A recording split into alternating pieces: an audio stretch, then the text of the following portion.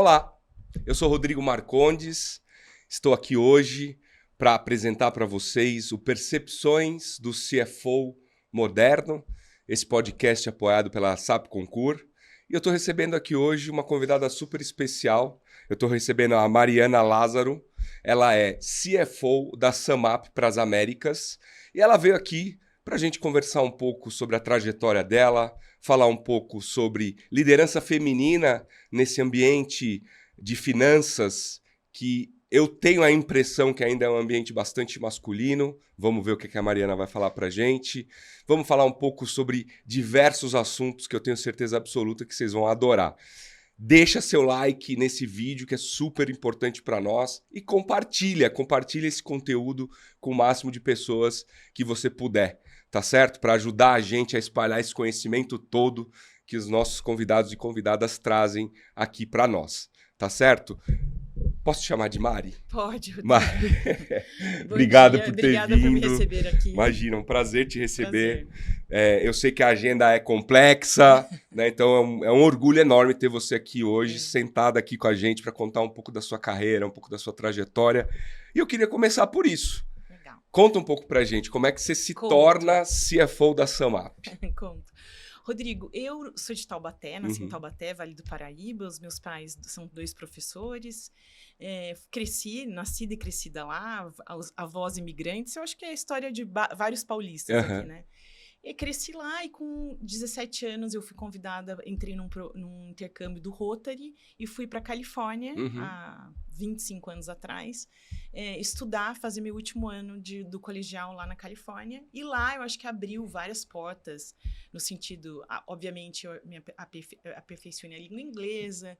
E aí, quando eu estava fazendo meu intercâmbio, eu fui convidada para fazer faculdade lá, e aí eu fiz a minha faculdade em Administração Internacional, ênfase em Finanças. Depois de 4 anos trabalhei mais 2 anos lá nos Estados Unidos, e depois disso eu voltei, pedi a transferência para o Brasil. E aí eu acho que uma da segunda, tomando aqui o papel um pouco de entrevistadora, o seu papel aqui, é por que eu voltei, né? Foi justamente na época de 2000, quando aconteceu lá a queda das torres. E foi muito dos terroristas eram ali da região de Los Angeles e San Diego. E foi super assustador para quem estava por ali. Aí minha mãe falava, não, volta, acho que você já morou tanto tempo fora, agora volta que você vai poder... Aí você é mais uma brasileira, que você vai ser uma brasileira que tem conhecimento muito bom de inglês, estudou fora. E aí eu voltei. E aí começou sempre na carreira de finanças. Então, eu já voltei, já com a ênfase nessa parte de finanças.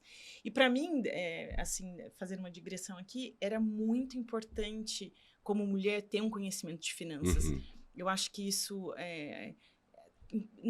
eu sei que essa palavra é muito usada, que é o empoderamento feminino, mas assim, eu acho que você entender os números, entender como que seu dinheiro rende, entender como você, onde você coloca onde é o custo, onde é a renda, como você tem que economizar, isso dá uma segurança muito grande. Sempre trouxe uma segurança muito grande para mim. Então, eu nunca tive dúvida que a minha carreira era em finanças. E aí eu comecei, voltei para o Brasil e comecei. Já estava trabalhando lá um tempo, na mesma empresa que eu trabalhava lá, eu pedi transferência para o Brasil. Você conseguiu vir para cá? Transferência é mais fácil de volta do que de ida. E aí eu trabalhei 13 anos nessa empresa, que era uma empresa de tecnologia.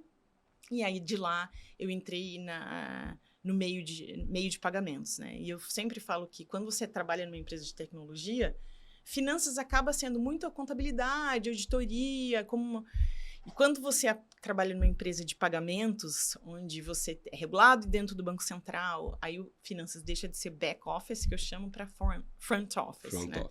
E aí foi core business, né? Core business, é como você vai ter que mexer ali com o dinheiro. E foi justamente quando eu saí, fiz essa migração para uma empresa de pagamentos, a Fiserv, que é uma das maiores do mundo. Acabei aplicando para o meu MBA, que eu tenho um MBA do MIT Sloan, fui para os Estados Unidos, com os meus 2 filhos pequenos, fiz meu MBA e depois comecei a trabalhar em Nova York com eles. E aí a SumUp fez oferta para eu voltar aqui para o Brasil. E foi quando eu voltei a SumUp estava fazendo um passo de ser de subadquirência para adquirência, onde você entra como regulamentado embaixo do Banco Central. E aí eu fiz essa transformação junto com a equipe toda aqui. E foi justamente um super desafio para mim. Vocês começaram do zero no Brasil? Eu não estava quando eles começaram, mas a Samap começou do zero. É uma fintech que tem mais ou menos 12 anos. É uma fintech europeia, que uma das principais mercados dele aqui é o Brasil, que é justamente atendendo esse merchan pequenininho, né? Que a gente tem esse propósito aqui, sim, de... Uma belíssima carreira, parabéns. Obrigada. Aproveitando que a gente está falando da Samap, para quem não conhece, né, o que exatamente a Samap faz? A Samap é uma empresa de adquirência. Ela hoje E o que é uma empresa de adquirência? Então, toda vez que alguém vai em qualquer lugar, você vai pagar alguma coisa com cartão de crédito, tem uma maquininha na sua frente. Onde você passa o seu cartão de crédito, aquela maquininha que está escrito o nome, ou Samap, ou outras empresas, aquilo é uma empresa de adquirência. Ela vai processar o seu cartão de crédito. Né? E aí você pode optar por receber o dinheiro em 2 horas. A Samap não somente é uma... Em 2 horas? Em 2 horas. Uau! Porque aí a gente não é somente uma empresa de adquirente, mas a gente também é um banco digital. Então, como banco digital, você pode receber, tendo a conta dentro da Samap, você recebe... Quando você fala você, é o lojista, né? O lojista, ou seja, eu cheguei lá no restaurante, por exemplo, passei meu cartão, eu tenho a opção de em 2 horas estar com o dinheiro na minha conta. Isso, e aqui no Brasil a gente acaba tendo um problema muito grande de caixa, né? Porque o que acontece? Como os cartões só vão pagar depois de 30 dias, e se for parcelado é 30, 60, 90, as empresas de adquirência têm esse produto que é você ter na sua conta em 2 horas. Na verdade, na Samap a gente chega a depositar em 30 minutos, dependendo. Nossa, realmente... É tipo um valor agregado que vocês entregam para o lojista. Para o lojista, que hoje... Para que ele tenha acesso... Que ele tenha acesso ao caixa, que no final das contas, esse lojista pequeno, a gente trabalha muito com o ambulante, né? Que está na rua vendendo. Então, ele tem uma necessidade de caixa muito grande. Então, ele receber rápido, para ele poder fazer a compra de inventário, isso é fundamental para ele, né? Muito bacana, muito bacana. Então, vocês são aquela maquininha que eu chego para... Quando eu vou pagar, eu aproximo ali o cartão. Somos nós. Legal, muito bacana. Para que todo mundo tenha a informação, que todo mundo saiba quem é a Samap. Isso. Hoje a gente... Desculpa. Imagina, a gente está entre vontade. as 8 maiores adquirentes do Brasil. E...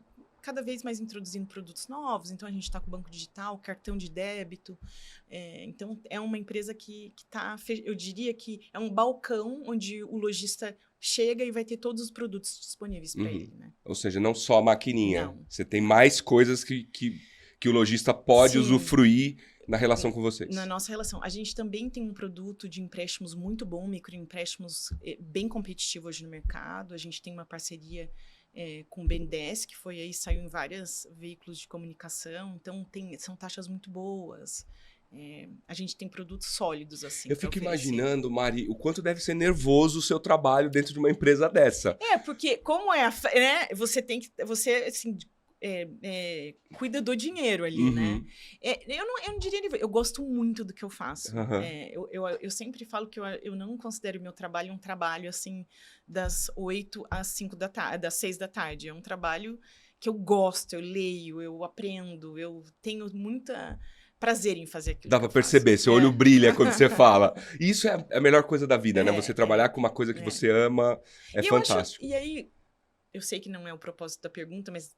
tomando um gancho aqui, eu também me sinto muito respeitada no meu meio de trabalho. Então, assim, eu trabalho numa empresa onde valoriza muito a diversidade. Então, a gente tem quase 57% dos funcionários da Samap sendo mulher, onde a gente tem 24% sendo da comunidade LGBTQI+. Então, é uma empresa onde é valorizado muito a diversidade, mas principalmente respeitado, né? Então... isso traz uma diferença muito grande. Eu me sinto muito valorizada.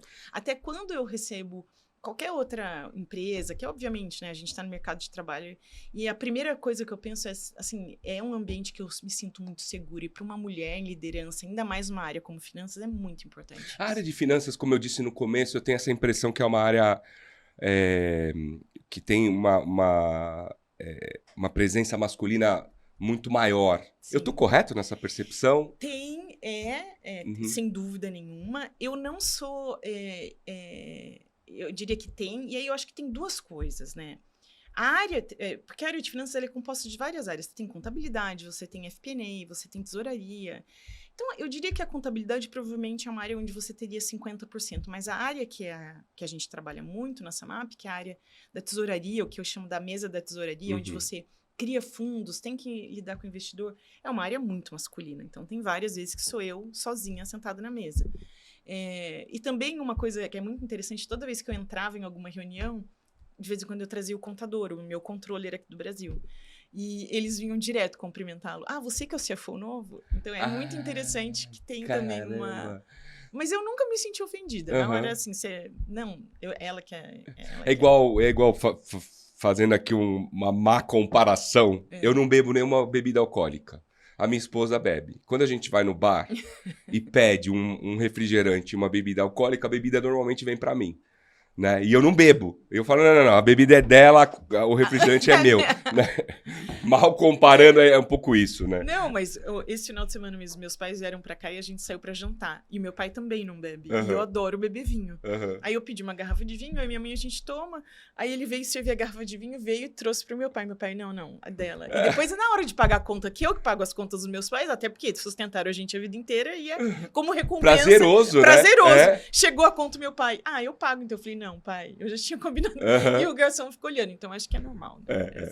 E como é que a gente faz, Mari, na sua percepção, para aumentar a presença feminina dentro dessa área tão importante? Né? O que você vê de ações que as empresas poderiam fazer? Eu acho que, assim, eu posso dar a resposta politicamente correta e a incorreta. Eu vou optar por elas duas, tá? Então, a politicamente correta, e essa é válida, as empresas têm que colocar pessoas que vão entrevistar para contratar.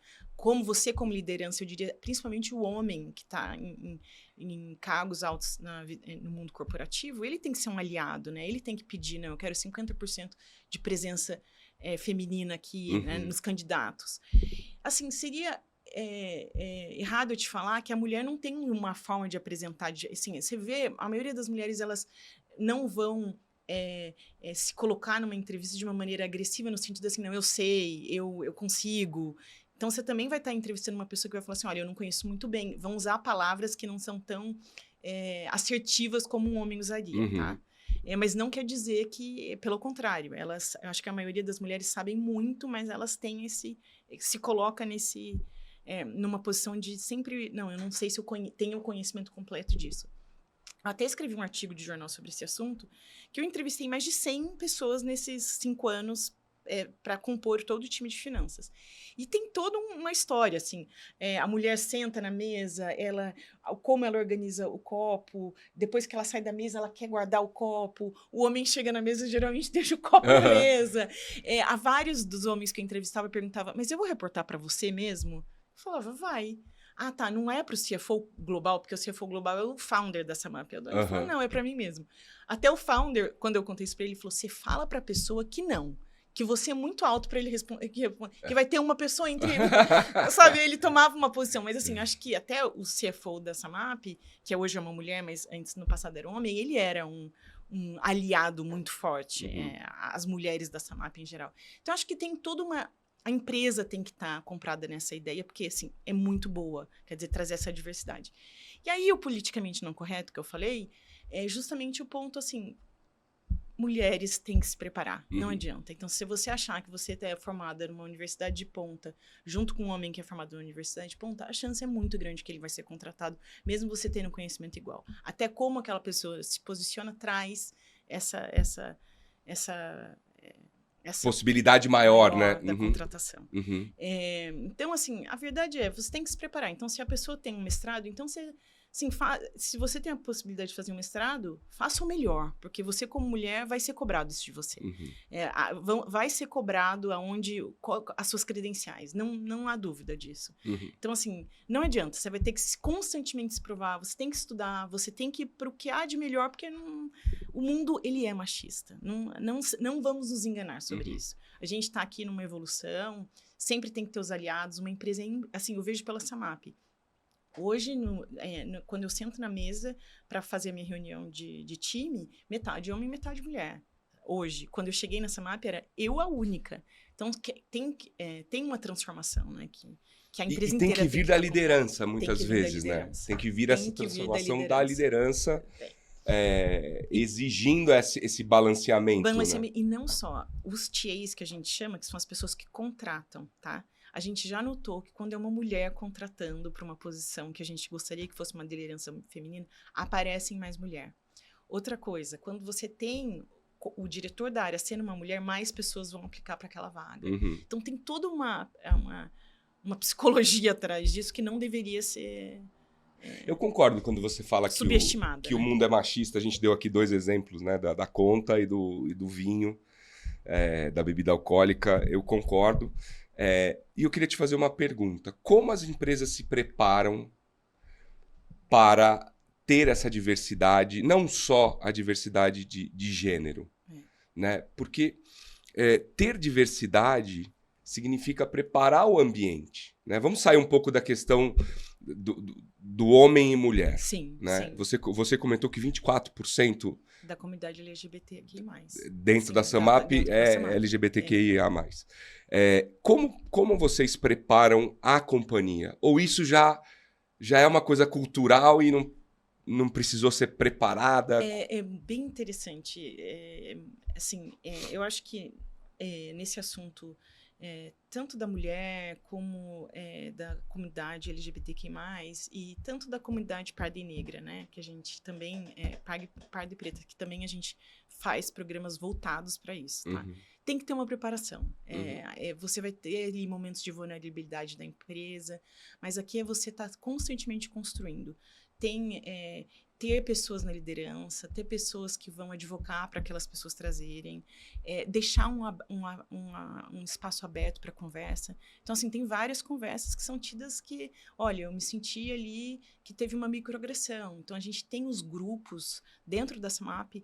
Você tem os subgrupos onde se encontram uma vez por semana, onde a gente recebe várias provocações, onde eu, como mulher liderança, já recebi várias assim, não, mas olha, eu vi que você contratou 2 homens ali para a área de FP&A. Uhum. Por quê? Aí, sabe, eu recebo constantemente também, assim, essa cobrança, mas por quê? O que aconteceu aqui? Então, o ambiente aberto para o diálogo. São feitos erros, essas empresas que estão ainda mais abertas para trazer, são feitos erros e você tem que revisitar e ter essa conversa aprender aberta. Com esses erros e continuar evoluindo. E a gente tem town hall, a gente tem ambientes onde todo mundo vem e é conversado. Olha, eu achei que isso daqui a liderança fez, não está certo. A SAMAP, eu acho que é uma empresa que sempre teve, né? Principalmente a comunidade LGBTQI+, e mulher, a gente sempre foi uma empresa... Mulher nem tanto, mas da LGBTQI+, desde o começo tinha.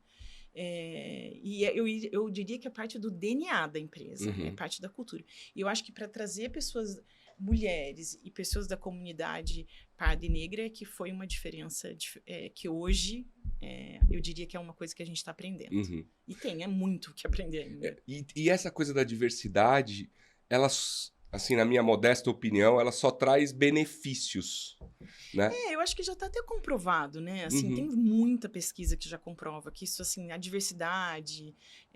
forma de pensar, origens diferentes. A provocação, né? De como você deveria encarar um problema, assim, isso já é comprovado. Tem milhões de pesquisas que fazem isso, né? Mas esse tabu é difícil de quebrar, difícil, né? Muito difícil.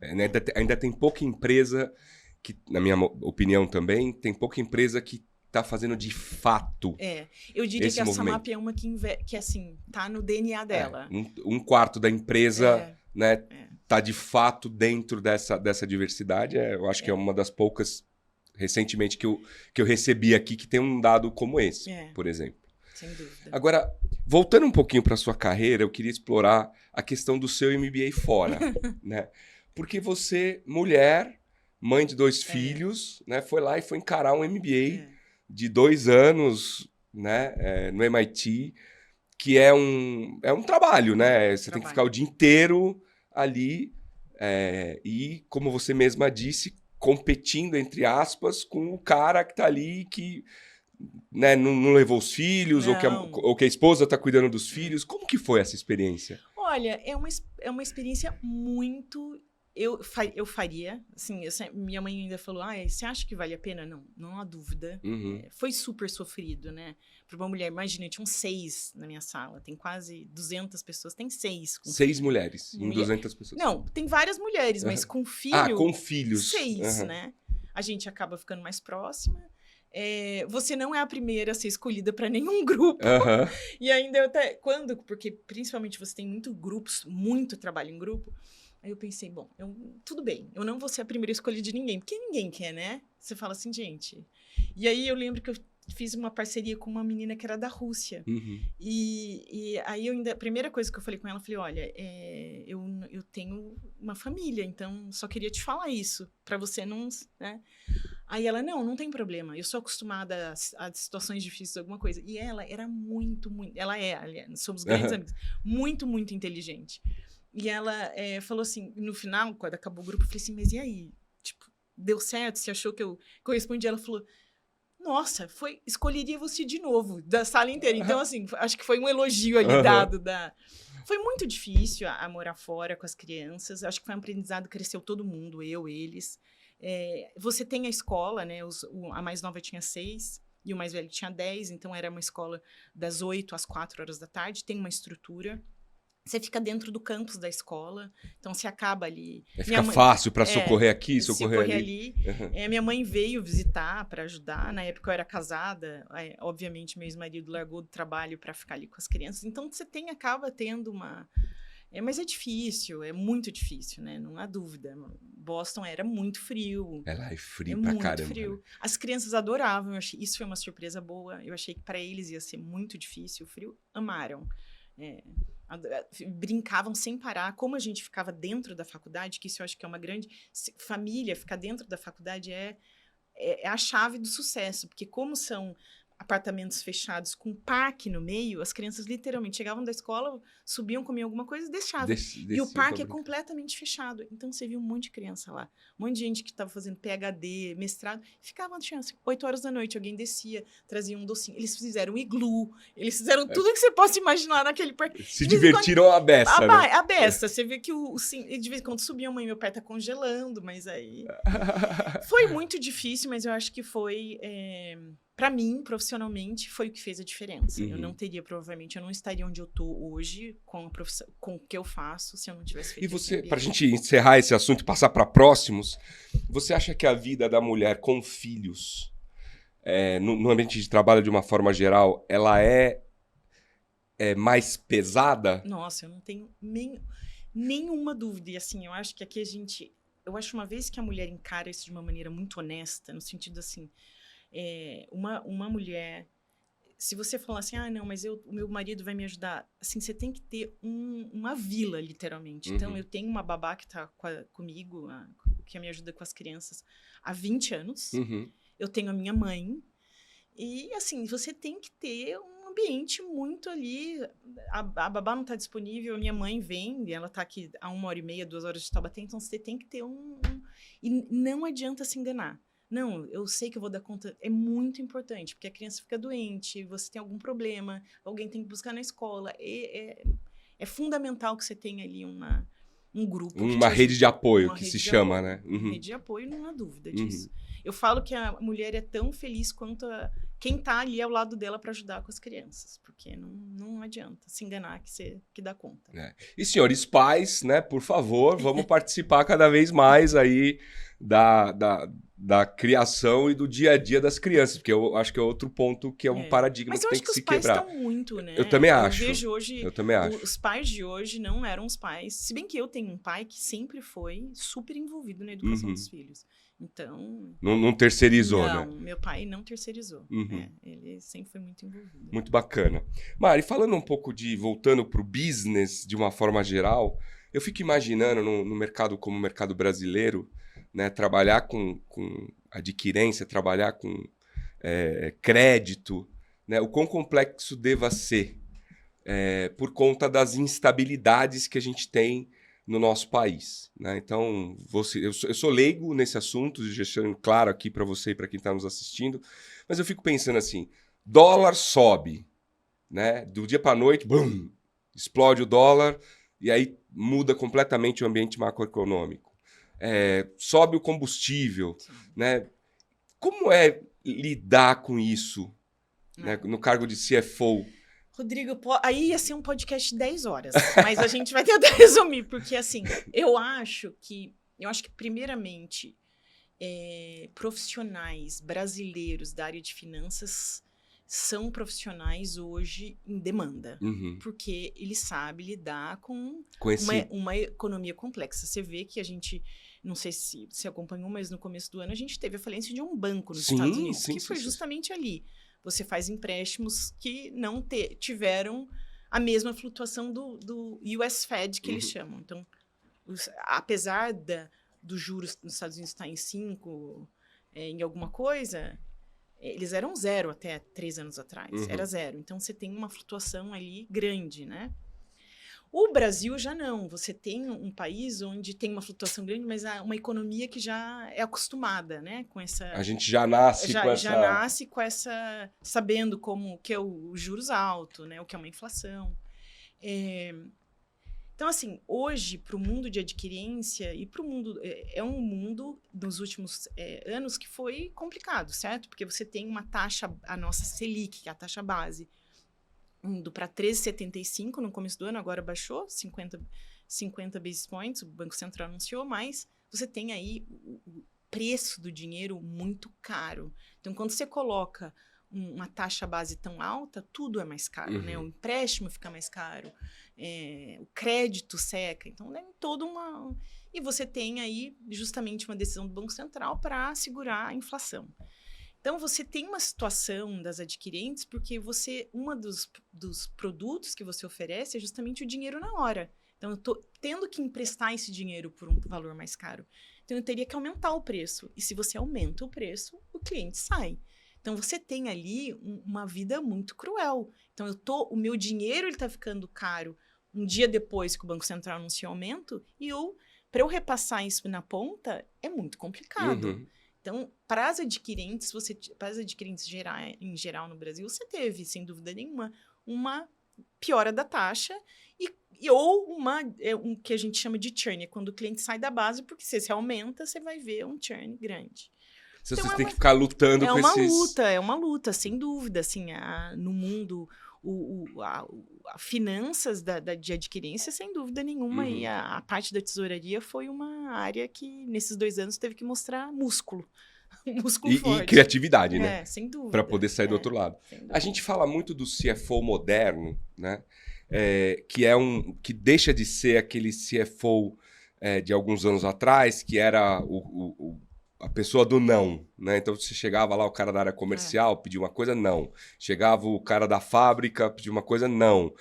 E passou a ser um profissional ou uma profissional muito conectada no business, de uma forma geral. Lá na Samap é assim? Você é assim lá? Você é conectada no business da companhia? Eu acho que na Samap eu diria que eu sou muito conectada no business, até porque como a finanças tem ali parte empréstimo, como eu mencionei antes, então eu sou muito conectada. Mas além disso, eu acho que que eles estão chamando muito hoje, que é o business partner, né? Que é o finanças, que ele deixa de ser aquele CFO do não, porque até está muito fora de moda, eu acho que não tem demanda para esse. E você quer ali um financeiro que vai estar automatizando muita coisa, que vai ter squads de engenharia para automatizar, onde você vai ter uma RP parruda, porque você quer que os seus funcionários estejam muito mais envolvidos na área estratégica do que hoje, o que provavelmente seja substituído em 5, 6 anos por uma inteligência artificial.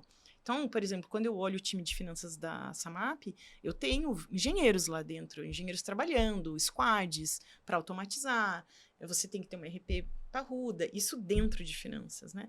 E aí, quando você olha para o business partner que vai para trabalhar com um time de vendas, você tem que estar ali, deixa eu ver, eu tenho que trabalhar aqui na taxa, por que a gente não usa essa forma de cobrar, por que a gente não faz isso? Muito envolvido, e eu diria que, obviamente, a Samap, por ser uma empresa de finanças, né? O financeiro é esperado isso. Mas eu tenho outras amigas que trabalham em empresas bem mais tradicionais que hoje é cobrado, e com razão, um CFO porque não, você perde negócio e você perde dinheiro. Sim. Tem alguma outra forma que eu posso olhar para esse negócio? Que não seja o não, né? Hoje é muito cobrado os resultados. A gente está muito mais globalizado, né? Cada vez mais, onde você vai ter outros terceiros oferecendo coisas mais baratas. Então, você tem que ser criativo. Não dá para você ficar o que eu brincava no Ivory Tower. Tipo, aqui, não, eu sou o CFO e eu só dou não. Acho que tá muito fora de moda isso hoje, né? O CFO tem que vir pro business de uma forma geral, holística e ajudar a coisa Porque acontecer. tem gente muito criativa do outro lado olhando. Então, se não é o seu CFO, o CFO da outra empresa vai estar olhando de uma forma muito criativa. E a concorrência é cada vez maior em todos os segmentos. Então, eu sempre brinco se é alguém que ganhou a concorrência. Então, vamos ver quem é o financeiro que está lá naquele alguém. O que foi feito de diferente do nosso? Que a gente tem que sempre levar um aprendizado aqui. Porque, em teoria, as condições macroeconômicas são iguais para todo mundo. Para todo mundo, né? Então, assim, se ele conseguiu ser melhor... Exato. Tem alguém que tá fazendo uma diferença. Truque aí que a gente não pegou. Exato. Né? Isso é legal, isso é uma bela dica. E, agora, trabalhar com finanças também tem a questão de tomar decisões difíceis. Sim, né? Sem dúvida. Particularmente, imagino eu, quando se refere a decisões que envolvam pessoas e tal. Você tem algum caso de uma situação, não precisa citar nome de empresa nem nada do gênero, mas você tem algum caso assim de alguma grande diversidade que você teve que suplantar durante a sua carreira, de algum grande desafio que você teve que trabalhar em cima, que você possa trazer para a gente como aprendizado, como ensinamento? Eu acho que tem dois, um que envolve pessoas e outro que envolve situação política e econômica. Pessoas sempre, né? Eu acho que essa parte de demissões, isso eu acho que toca todo mundo que está envolvido ali no assunto, não há dúvida, né?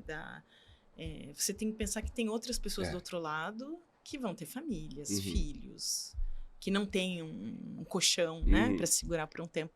Então, sem dúvida, é difícil. Recentemente, a gente teve uma reestruturação de uma filial que a gente comprou nos Estados Unidos, e isso foi uma decisão que eu acabei me envolvendo bastante, foi difícil.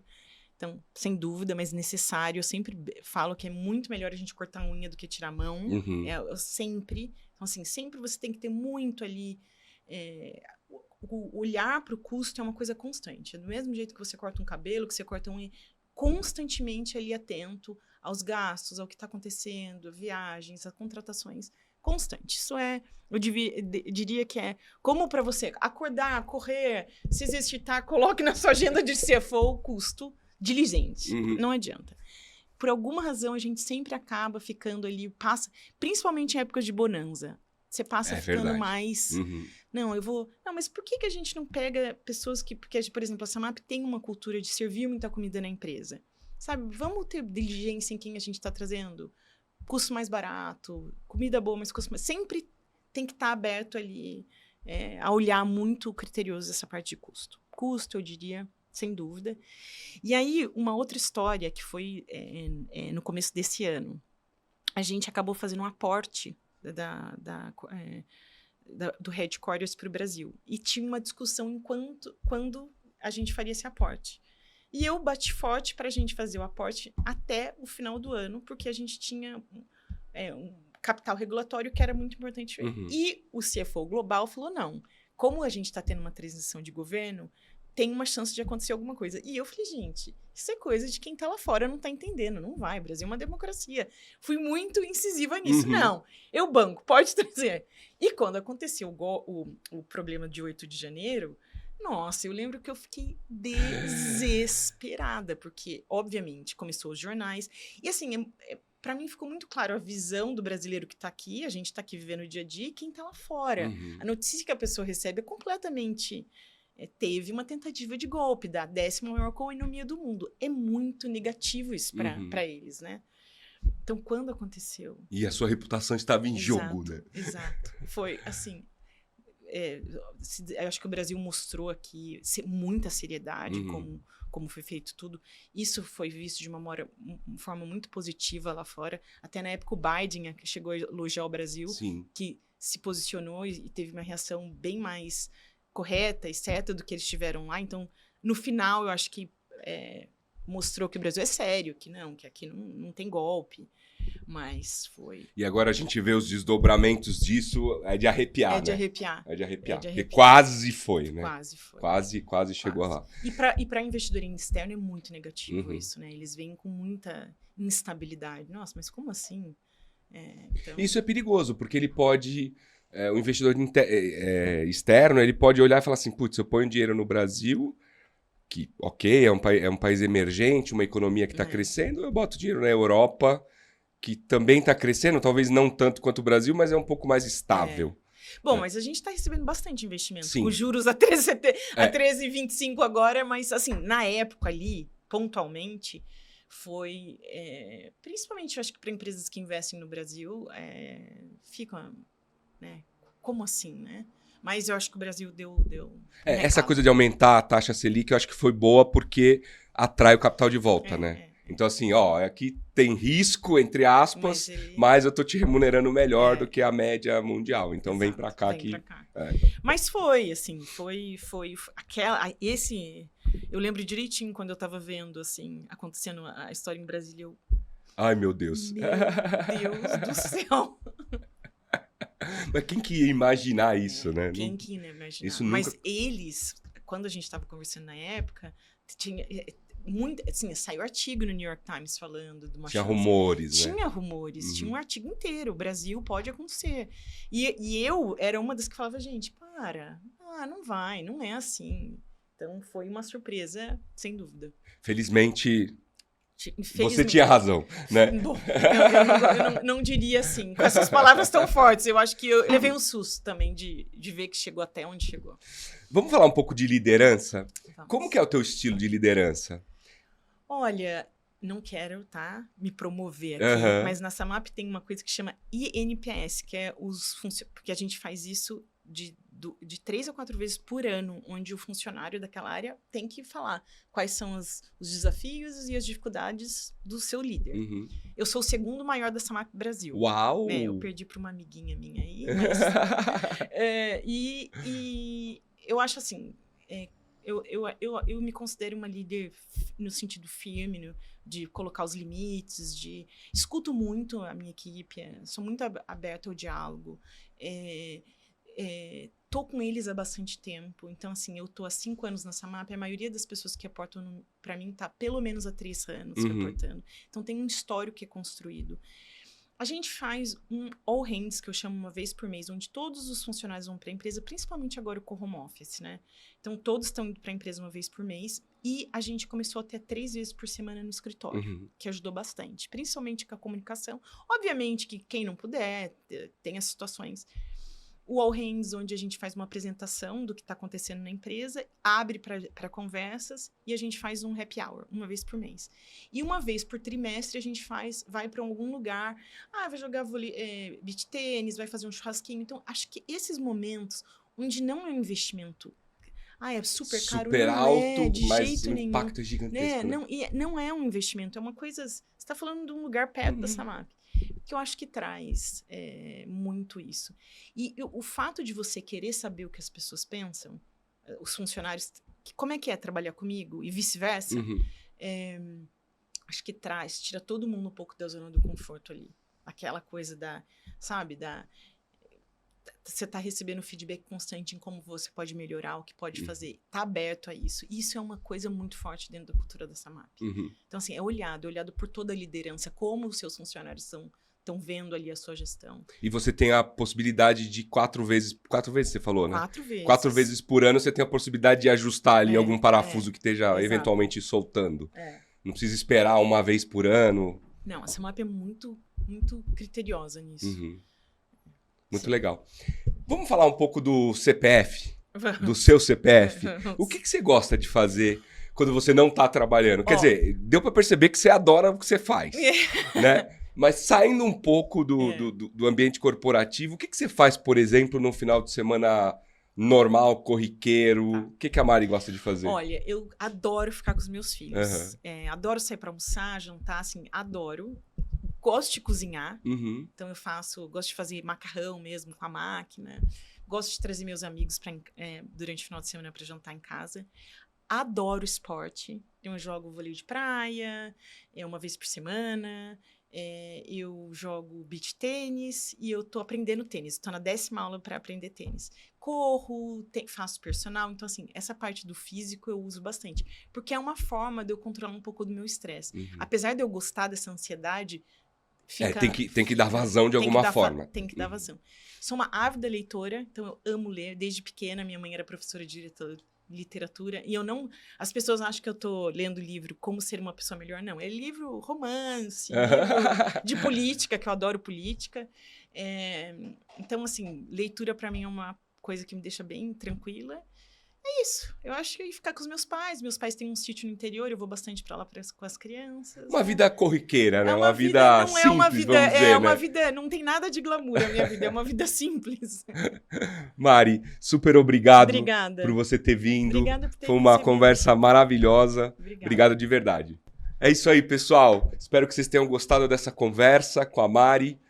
Se você curtiu, senta o dedo no like aí, que é fundamental para nós, é importante. E não esquece de compartilhar esse vídeo. Isso também é importante para nós. Muita história legal, muitas dicas que a Mari deixou aqui pra gente. Tá certo? Até o próximo episódio.